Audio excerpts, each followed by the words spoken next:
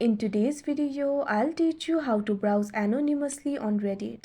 First of all, what you have to do is launch open Reddit application. Make sure you're logged into your account. You can see over here Reddit application has been opened. Initially, you'll be led to the home interface. So if you want to browse anonymously, it is actually very simple. Tap on your avatar that you can see at the top right corner of your screen.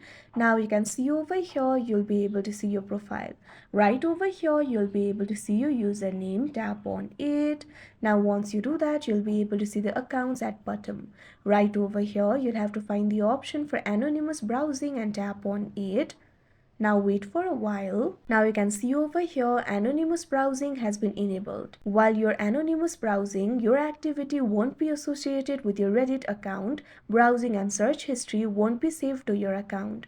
Likewise, you won't receive personalized recommendations or notifications based on your anonymous browsing activity. So like this, you'll be able to use Reddit anonymously. So that is how you browse anonymously on Reddit. I hope you found this video helpful. Thank you for watching.